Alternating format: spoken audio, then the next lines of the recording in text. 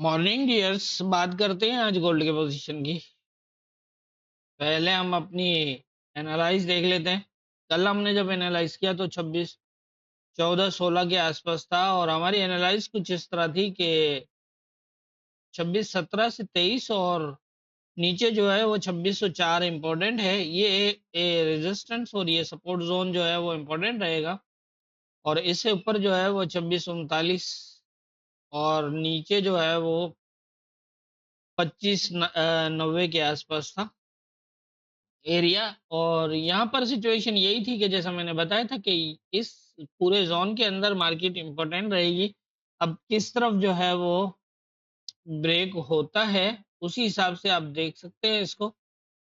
यहाँ पर मैंने ये कहा था कि पहले तो ये जाएगा वो अपसाइड की तरफ। और अपसाइड जो है वो इस जोन के अंदर से मतलब ज्यादा से ज्यादा 26-23 के आसपास। और यहाँ से फिर जो है वो ये दोबारा जो है वो नीचे की तरफ मूव करेगा। ठीक है। और नीचे फिर 26-12 इंपॉर्टेंट होगा। अगर तो ये 12 को ब्रेक ना किया और ये क्रैश करके यहाँ से बुलिश हुआ तो फिर ऊपर आप जो है वो 2623 जो है इससे ऊपर H4 के क्लोज का वेट करिएगा। जब तक क्लोज नहीं लगता आप ऊपर मत देखिएगा इसको। और क्लोज लगने के बाद ये दोबारा जो है वो नीचे आएगा और 26-12 के आसपास और यहाँ से जो है वो बुलिश होगा। वो जाएगा 2639 पे। इस तरह से हमारी कल की एनालाइज थी। और अब जिस तरह से मूवमेंट हुई है वो आपके सामने है। 26-12 को यहाँ ब्रेक कर दिया था न्यूज से पहले। यहाँ पर M15 का एक क्लोज भी जोन के अंदर 26-12 के नीचे लगा। ये जोन तो मैंने नहीं बनाया था, मैंने सिर्फ 26-12 के लेवल दिया दिया था। मैंने यही कहा था कि यही इम्पोर्टेंट है। अगर इसके नीचे इससे ऊपर स्टे करता है तो फिर आप जो है वो यहाँ से बुलिश देख सकते हैं। और अगर इसको ब्रेक करता है तो फिर ये नीचे आके ऊपर जाएगा। और इसी तरह से फिर जो है वो इसने यही किया। इसने नीचे ब्रेक पहले ही कर रखा था न्यूज के अंदर, जो है वो सीधा नीचे आया। ठीक है, ये यहाँ से और आप देख सकते हैं कि किस तरह जो है वो इस लेवल को टेस्ट किया है। बिल्कुल 2604 को प्रॉपर टेस्ट किया और यहीं से दोबारा बुलिश हुआ। बुलिश होने के बाद 2623 के ऊपर H4 का क्लोज लगा। क्लोज लगने के बाद ये दोबारा नीचे आया 26-15 तक। ऐसा होता है, मार्केट कभी स्ट्रांग होती है तो फिर ऐसे जो रीटेस्ट एरियाज होते हैं वहां पर जो है वो मार्केट कभी लेवल को टेस्ट करती है, कभी ब्रेक करती है और कभी नहीं भी करती। और इस तरह से फिर जो है वो 26-15 के आसपास आने के बाद इसने जो है वो 26-37 तक जो है वो हाई लगाया। इजी। चाहे न्यूज हो या कुछ भी हो, जैसा मैं पहले भी कहता हूँ कि हम फंडामेंटल तो फॉलो ही नहीं करते। अब जो यहाँ पर पोजीशंस होती हैं हमारे लेवल्स के बेस पे हम तो उसी हिसाब से ट्रेड करते हैं, चाहे न्यूज में हो या मैं तो न्यूज में मना नहीं करता ट्रेड करने का। क्योंकि ये देखिए हमारी पोजीशन इस तरह ही थी कि जिस तरह ये पहले ऑलरेडी यहाँ नीचे ब्रेक क्लोज था और ऊपर भी ये इसको ब्रेक करके आया हुआ था। इजी था कि यहाँ से ये बुलिश होगा ही होगा। और नीचे आया ये न्यूज के अंदर और आके और सीधा ऊपर H4 का क्लोज लगा, उसके बाद नीचे से ऊपर। ये तो एनालाइज थी, इसमें न्यूज का तो कुछ भी नहीं है कि न्यूज ने कुछ चेंज किया हो। एनालाइज के बेस पे ही मार्केट ने मूव किया। हाँ, ये जरूर है कि fast normally market slow move करती है और न्यूज के अंदर फास्ट, बस और कुछ नहीं। तो ये थी हमारी कल की एनालाइज और मार्केट की मूवमेंट। अब देख लेते हैं आज के इंपॉर्टेंट एरियाज क्या होंगे। आज के इम्पोर्टेंट एरियाज की अगर हम बात करें तो आज फ्राइडे है और वीकली क्लोज है। जैसा कि आप जानते हैं कि मैं हर वीकली क्लोज पे ये बात करता हूँ कि किसी भी बड़े क्लोज के दिन जो है वो अनएक्सपेक्टेड मूव लग सकती है। तो इसलिए आप लेवल टू लेवल जो है वो कंफर्मेशन देखिएगा। और वैसे भी खैर कंफर्मेशन के बिना तो आपको ट्रेड नहीं करनी चाहिए, लेकिन ये कि स्पेशली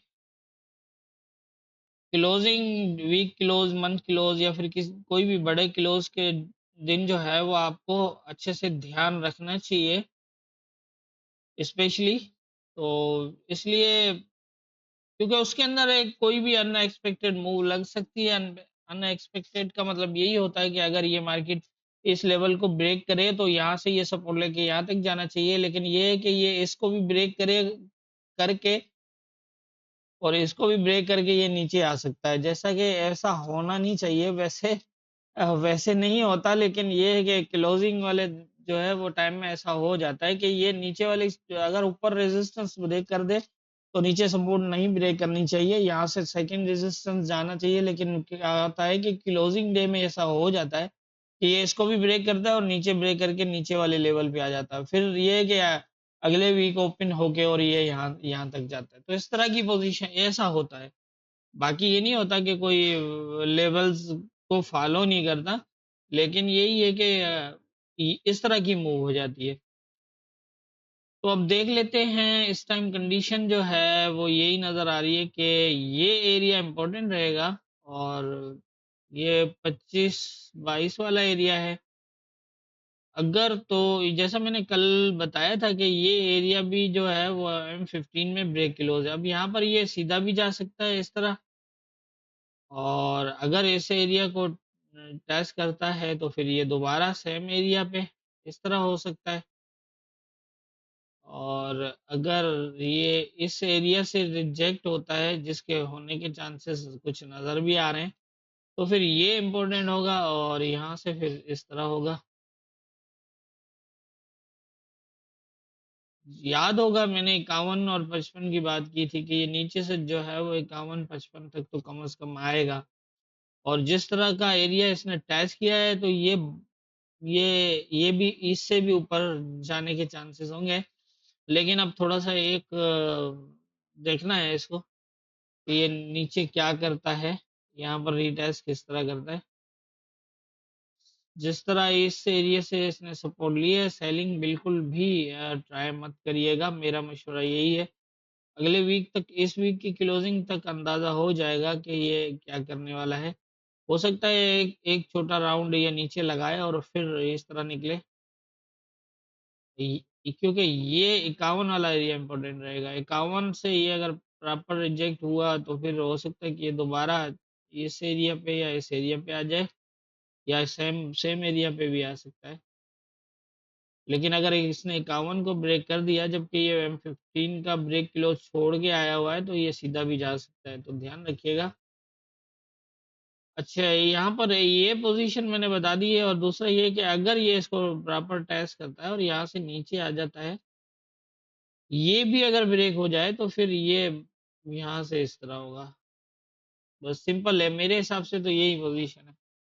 51 को नोट करिएगा, 51 से ज़्यादा फिलहाल आज जो है वो बाय अपना होल्ड मत करिएगा। हो सकता है ये निकल सकता है, यहाँ तक भी जा सकता है, क्योंकि ये ऑलरेडी ब्रेक है तो ये फास्ट निकल भी सकता है।